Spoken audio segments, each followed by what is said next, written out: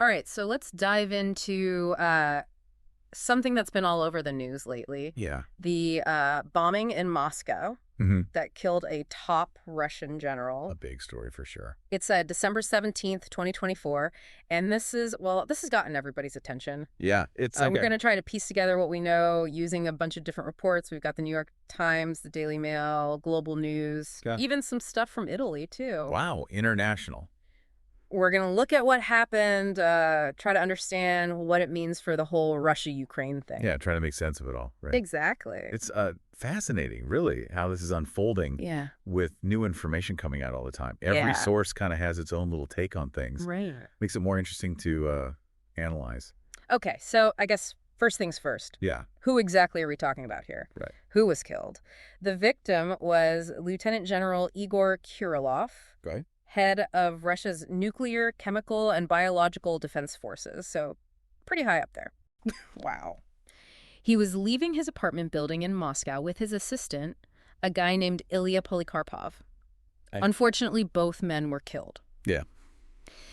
Kirillov, he wasn't just some random general. No. This guy was pretty important in the Russian military. Not just because of his rank either, Yeah. but because of how he shaped public opinion about this whole war. Right. He was very vocal, accusing the West of making bioweapons in Ukraine, Oh, wow. spreading misinformation about the conflict. Okay. Both the UK and Canada sanctioned him for it.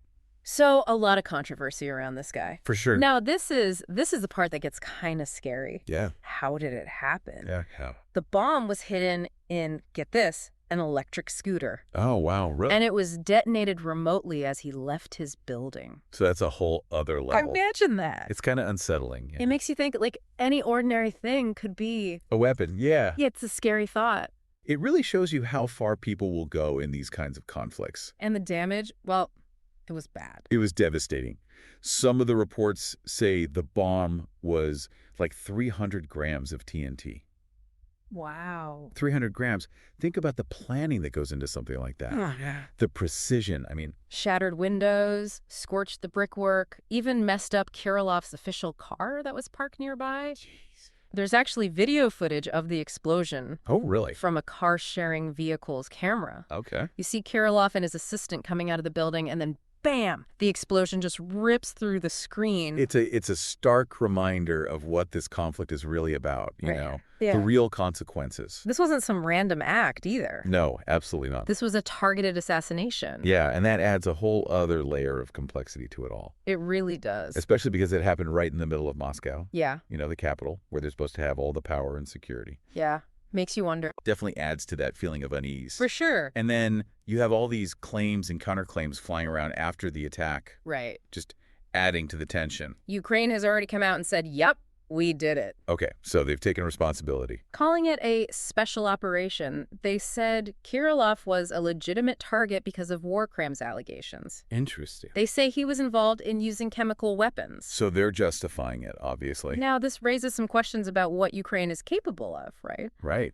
Are they able to carry out these kinds of operations deep inside Russia? Yeah, can they really do that? And if so, does this mean they have help from people inside Russia? Local networks. It's something to think about. It is. It could change things drastically. Yeah. Really could change how this conflict plays out. Of course, Russia is saying something completely different. Okay, what's their take? They're calling it an act of terrorism, blaming the West. Blaming the West. They're saying the West is complicit and they're vowing to get revenge. So it's a war of words, basically. Totally. Each side trying to control the narrative, you know. Trying to win over international opinion? Yeah, classic information warfare. Textbook example. Using this event to push their own agenda. Painting the other side as the bad guy. Absolutely. It's a battle for hearts and minds, not just on the battlefield. But in the media, too. Everywhere. Exactly. And we see this playing out in how different countries are reacting, right? Right. Like Ukraine, obviously, they're celebrating this. Okay. The UK, they'd already sanctioned Kirillov, remember? Yeah. So they're basically saying, well, we're not going to shed any tears over this. Not surprising. The U.S. is being more careful, expressing concern about things escalating. Yeah, they're always trying to walk that tightrope. They don't want to get too involved. Right. It's clear this has sent shockwaves all over the world. Definitely. So here's where we are. A top Russian general is dead. killed in a sophisticated attack in Russia itself. Right, in their own backyard. Ukraine's taking credit for it, Russia's pointing fingers at the West, and the rest of the world is watching nervously. Big question is, what happens next? It's a turning point, that's for sure.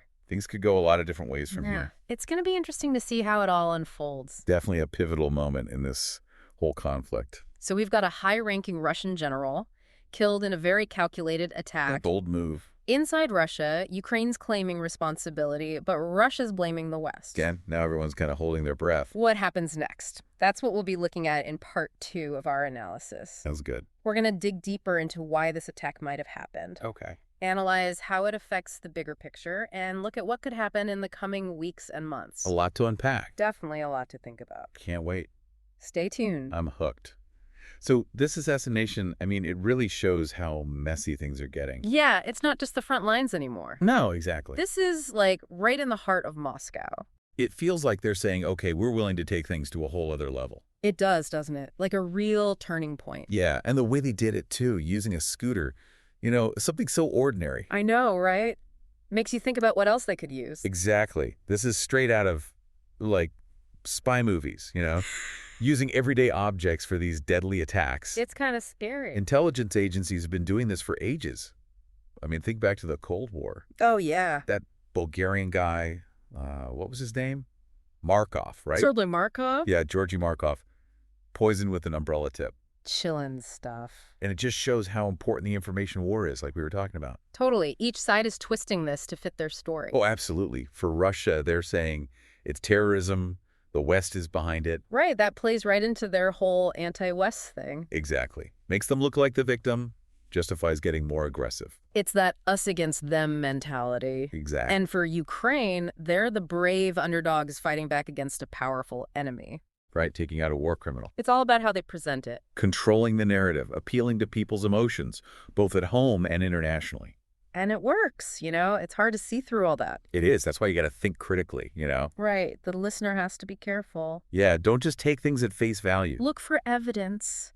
Think about why they're saying what they're saying. Exactly. Don't get swept up in the propaganda. So let's dig a little deeper into why Ukraine might be involved. Okay, yeah, good idea. Because it's more than just Kirillov being a controversial figure. Right. It's got to be something bigger.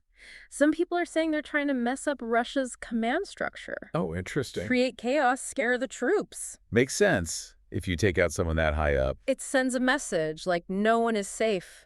Even in Moscow. Exactly, even in Moscow. It's a power move, too, you know. Shows they're not backing down. Right, they're in it to win it. Even though Russia's way stronger on paper. Some are even saying they're trying to provoke Russia. Provoke them.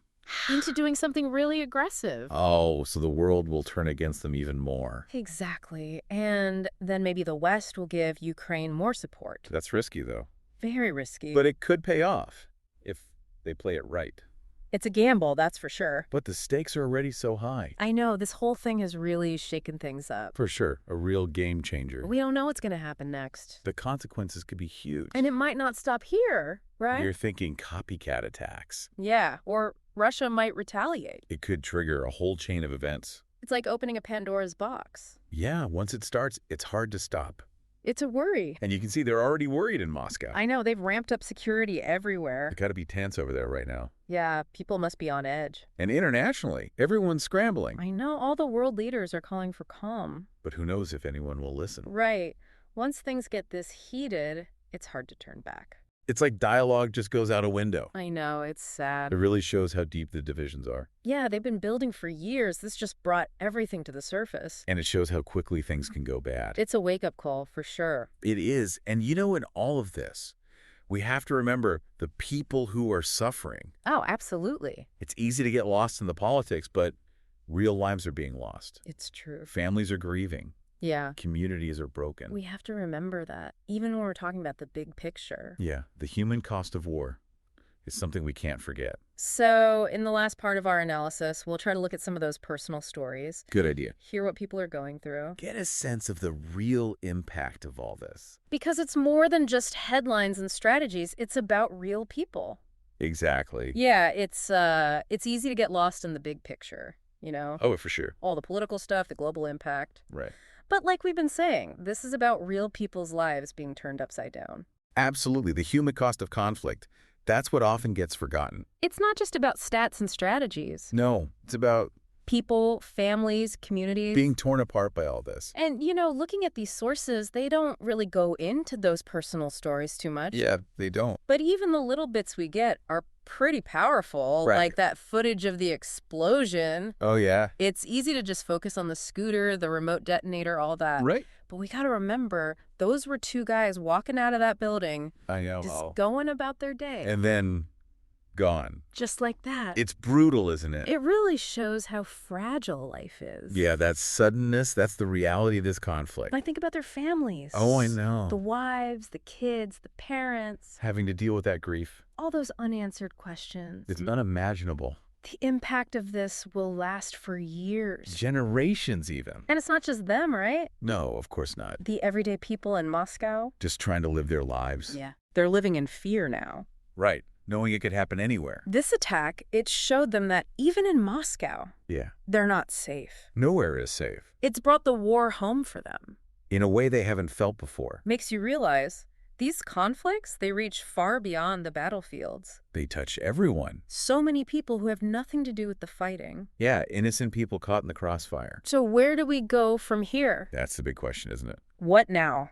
This has made things even more unstable. For sure, the stakes are higher than ever. It could set off a whole chain of events. Escalation, retaliation. Yes, could spiral out of control. It's a scary thought. It is. But maybe, just maybe, Yeah. this could be a wake-up call.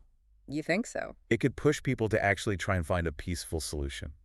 I mean, it doesn't seem likely right now. I know. It's a long shot. But it's happened before, right? It has.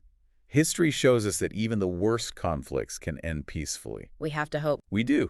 It's important to hold on to that hope. Yeah, even when things look this bad. Exactly. Never give up on peace. And I think that's the biggest takeaway from all this. Yeah. In all the chaos, the uncertainty, all the political games, Yeah. we have to believe that peace is still possible. It's the only way forward. We owe it to ourselves, to the future. To everyone. And, it's not just up to the politicians and the diplomats. Right. Everyone has a role to play. You, the listener, you can make a difference.